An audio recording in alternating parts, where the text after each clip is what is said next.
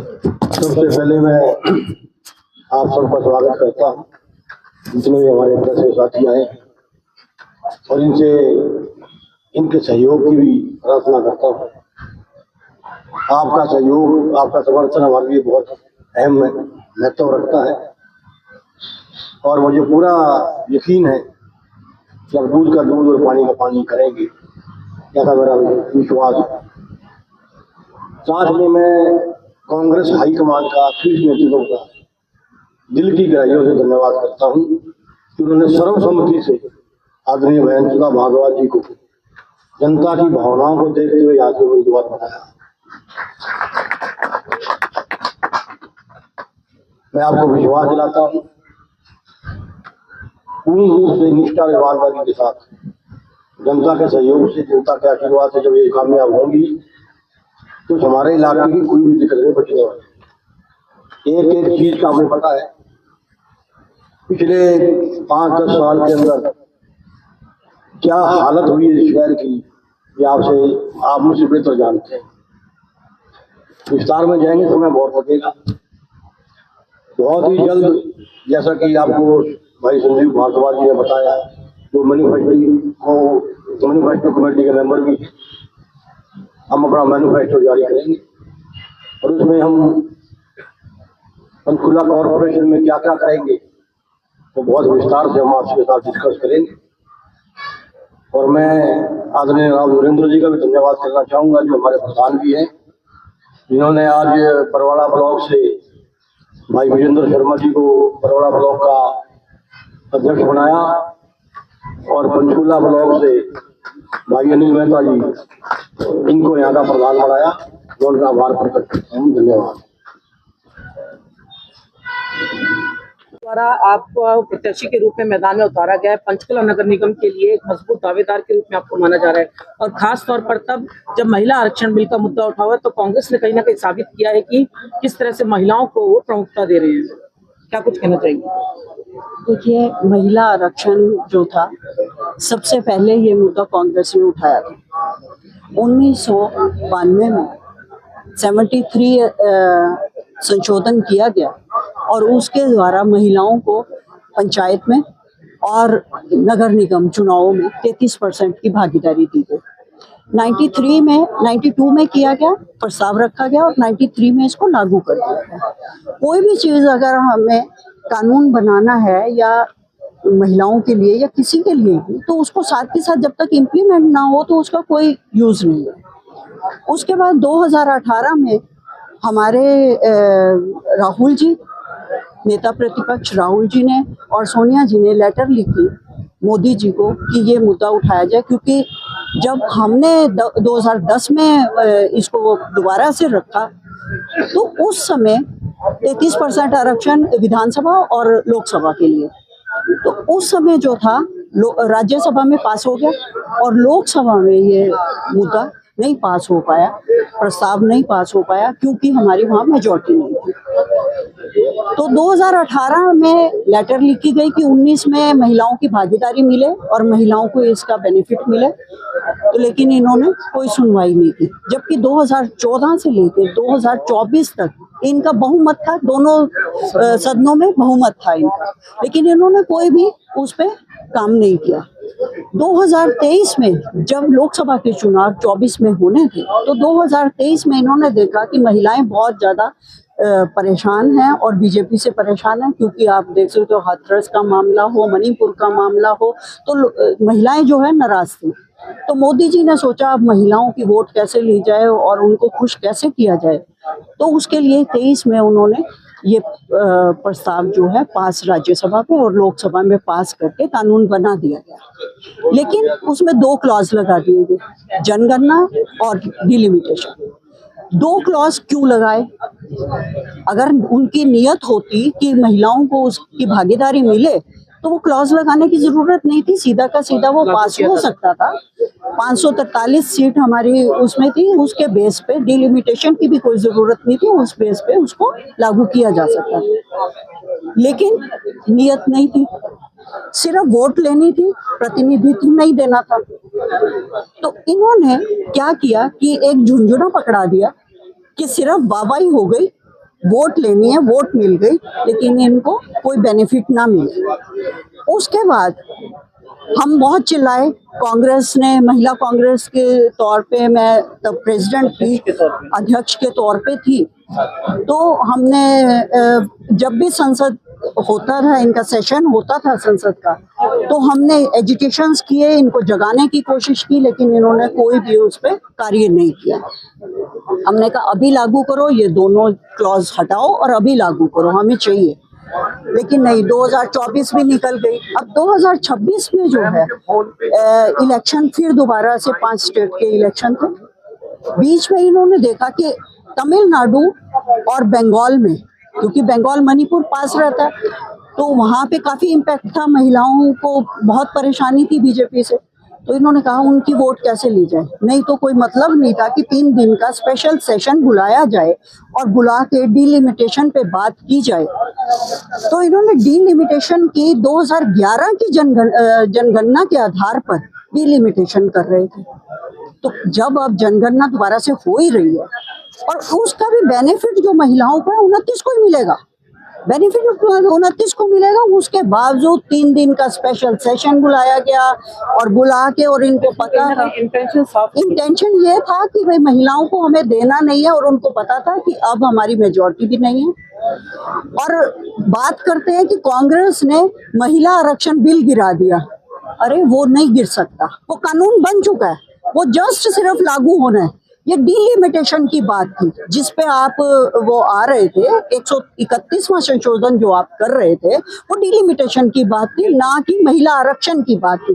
तो ये सिर्फ गुमराह करने की बात है कि अगर ये डीलिमिटेशन के द्वारा महिला आरक्षण बिल शुरू भी हो गया तो भी 29 तक जाएगा, सिर्फ हमारी वाहवाही हो जाएगी, महिलाएं वाहवाही करेंगी। पहली उनकी मंशा ये थी। दूसरी ये थी कि भाई लोकसभा में हमारी मेजॉरिटी नहीं है, ये गिरेगा तो उसका भांडा कांग्रेस पे फोड़ेंगे, और कांग्रेस पे उसका भांडा फोड़ के तो उसके बाद जो है वोट की हमें फायदा होगा। तो इनकी मंशा सिर्फ वोट की है। हम कहते हैं कि भी महिलाओं को सम्मान चाहिए, समानता चाहिए, वोट का मुद्दा नहीं बनाओ। लेकिन इसी बीच जिस तरीके से 3 कैंडिडेट जो मेयर के लिए अनाउंस किए हैं कांग्रेस ने, उसमें 2 महिलाएं हैं जी, तो मान लीजिए 66% जो है प्रतिशत कहीं ना कहीं महिलाओं को प्रमुखता दी है जी। और अब आपकी किस तरह से प्राथमिकता रहती है पंचकुला नगर निगम को लेकर?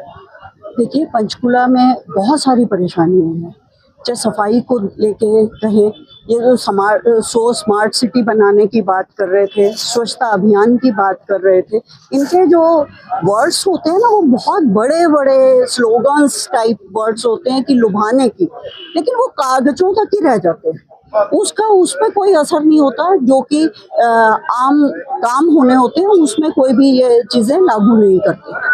तो अब उसी बेस पे, जैसे स्वच्छता अभियान की बात है, तो मैं आपको बताऊं, पंचकुला जैसे शहर में जगह जगह ढेर कूड़े के लगे हुए हैं। सड़कों की बात करें, स्मार्ट सिटी की बात करते हैं, तो सड़कों की बात करें, सड़कों पे गड्ढे ही गड्ढे हैं, बुजुर्ग लोग हैं, बच्चे हैं, वो हैं, गिरते हैं आए दिन, स्कूटर पे, साइकिल पे एक्सीडेंट्स होते हैं।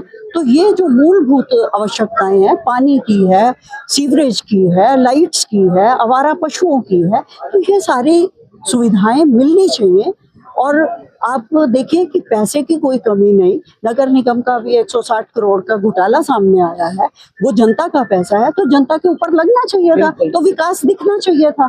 तो विकास नहीं है, विकास के नाम पे जीरो है, और सिर्फ ये दिखावा है, सिर्फ ये कागजों में ही, बातों में ही बड़े बड़े नाम रख के, उज्ज्वला गैस योजना, नारी शक्ति वंदन अधिनियम, इस तरह के बड़े बड़े नाम रख के एक स्लोगन टाइप लोगों को लुभाने का काम है। लोग, जनता अब समझदार है, वो इस तरह से लुभाने वाली नहीं है। और जो भी अच्छा कैंडिडेट होगा, जो काम करने वाला कैंडिडेट होगा, उसको दिया जाएगा। और मैं आपको बताऊं, मैं ईमानदारी से और बड़ी पारदर्शिता से काम करूंगी और महिलाओं को सारी सुविधाएं दे के इसको खूबसूरत शहर बनाएंगे। देखिए, सबसे ज्यादा तो सड़कों का है, सफाई कर्मचारी कागजों में है, लेकिन कोई सफाई कर्मचारी सड़कों पे नहीं दिखाई देता। उसके बाद गार्बेज का है, ढेर लगे हुए हैं, कहते हैं स्वच्छता अभियान चलाया जा रहा है, तो हमें तो कहीं स्वच्छता अभियान नजर नहीं आता। तो उस पे काम होगा। पानी की व्यवस्था का है, साफ पानी जो है हर एक का जन्मसिद्ध अधिकार है। और हमें आपने देखा कि जब हम छोटे थे या कॉलेज स्कूल टाइम भी हमारे किसी के आरओ नहीं लगा हुआ था, साफ पानी हमें मिलता था पीने के लिए। अब क्या हो गया, क्यों नहीं हो रहा? जो बारिशों में समस्या आती है, पानी भराव की समस्या आती है, सीवरेज की समस्या है, लाइट्स की समस्या है, आवारा पशुओं की समस्या है, तो उन पे सारों पे काम किया जाए। महिला आरक्षण बिल जो है उसमें क्या कहेंगे? देखिए, ये एक भ्रम फैलाने की बात है महिला आरक्षण बिल का। महिला आरक्षण बिल 23 में कानून बन चुका है। वो कोई पारित नहीं होना था, पास नहीं होना था, इन्होंने लागू करना था। तब इनकी मेजॉरिटी थी, इनकी नियत नहीं थी, तो लागू क्यों नहीं किया गया? तभी लागू हो जाना चाहिए था जब हमारे यहाँ पर 1992 में नगर निगम और पंचायतों में 33% आरक्षण का 73वां संशोधन हुआ था, तो 93 में वो लागू हो गया था। तो इनकी तो मंशा ही नहीं थी। 2 क्लॉज क्यों लगाए? जनगणना और डिलिमिटेशन के क्लॉज क्यों लगाए? वो लगाने ही नहीं चाहिए थे। तभी साथ ही साथ अगर इनकी मंशा होती तब इन्होंने लोकसभा के चुनाव में महिलाओं की वोट लेनी थी। सिर्फ एक झुंझुना महिलाओं को पकड़ा दिया, बाबाई लूट ली, सिर्फ इनका यही काम था। और अब क्या हुआ? अब उस पे तो बात ही नहीं थी, डिलिमिटेशन पे बात हो रही थी ना। डिलिमिटेशन पे गलत तरीके से कर रहे थे, जिसपे कि दक्षिण भारत में, उत्तर भारत में प्रॉब्लम आ रही थी और ठीक तरह से बंटवारा नहीं हो पा रहा था। और 2011 की जनगणना जो थी उसके बेस पे काम कर रहे थे। जब अब जनगणना शुरू हो ही गई है और उसका महिलाओं को बेनिफिट 29 में ही मिलना था, जब 29 में बेनिफिट मिलना है तो अब आनन फानन में चुनाव चल रहे हैं, स्टेट्स के चुनाव चल रहे हैं, बंगाल के, तमिलनाडु के चुनाव चल रहे हैं, तो उसमें ये क्यों किया? क्योंकि वहां पर लड़ने के लिए इनके पास मुद्दा नहीं था। इनको हुआ कि हमने दोनों हाथों में लड्डू लेंगे। एक तो ये कि अगर इन्होंने पास कर दिया तो हम डिलिमिटेशन अपनी मर्जी से कर लेंगे और जो कि हमारे 2029 में लोकसभा के चुनाव में हमें फायदा होगा, जो कि ये 850 सीटें करना चाह रहे थे। दूसरा, अगर नहीं हुआ तो उसका फर्क ये पड़ेगा कि कांग्रेस के ऊपर ठीकरा फोड़ देंगे कि इन्होंने महिला आरक्षण नहीं होने दिया। महिला आरक्षण तो कोई मुद्दा ही नहीं था, वो हो चुका था, कानून बन चुका है, वो तो लागू करना ही करना पड़ेगा, किसी भी तरह से करना पड़ेगा। डिलिमिटेशन हो जाएगी, जनगणना हो जाएगी, 29 में पास होना, वो पास हो जाएगा, उसको नहीं रोक सकते। तो ये इनके भ्रम फैलाने के, इनकी नियत नहीं है, तो नियत भी फर्क है। इलेक्शनों में फर्क है, लोगों को सब पता है कि भैया क्या करते हैं, किस तरह से करते हैं। ये सिर्फ वोट लेने के लिए महिलाओं का इस्तेमाल कर रहे हैं और कोई बात नहीं। धन्यवाद। नगर निगम पंचकुला की बात करें, हमेशा भ्रष्टाचार के जो आरोप है लगते रहेंगे। अगर जनता आपको भेज सकती है तो आपकी जो आपकी पारदर्शिता है उसको कैसे आप करेंगे? देखिए, जो जनता का पैसा है, जो बजट आएगा, जो जनता का पैसा है, जो सुविधाएं लोगों को चाहिए, जिस तरह से लोग परेशान हैं, तो उनको खुद जाके देखा जाएगा और देख के उनको पूरा किया जाएगा। पैसा तो है तो पूरा किया जाएगा उसको।